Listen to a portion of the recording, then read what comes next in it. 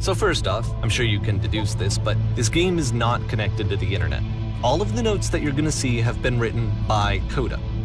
This was actually the first game of his that I ever played. This was shortly after I met him at a weekend game jam in Sacramento, where I grew up. I saw him working on this very level, and it was just so different from anything that anyone else was doing. So right away I was like, I have to be friends with this person. In retrospect, I think I was probably a bit too pushy trying to get his attention. I was over-enthusiastic. But he was very gracious about it and very patient with me. And I cooled off eventually.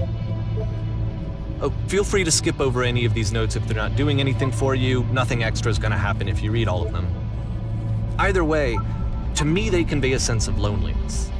I see this person who's filled with thoughts and feelings and beliefs and has no way to express them except as scattered and unheard voices in a game that wasn't meant to be played.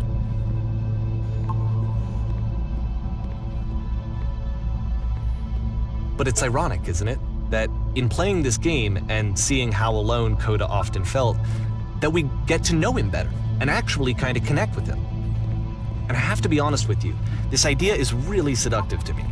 That I could just play someone's game and see the voices in their head and get to know them better and have to do less of the messy in-person socializing. I could just get to know you through your work.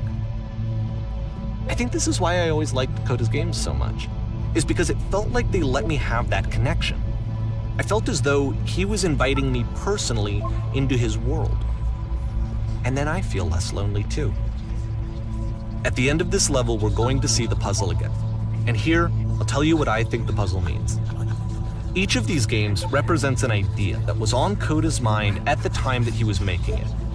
And the puzzle is a way of closing the door on a previous chapter of his life before moving on to the next one. In each of his games, after exploring a theme that, he might find difficult, Coda can then place this puzzle that he knows has a reliable solution, he understands exactly how it works, and so it gives him a simple mechanism for moving on. And because there's this dark area between the doors, a space between spaces, before you move on, you get to pause. Just for a moment, a few seconds to reflect on and let go of the events that led you here.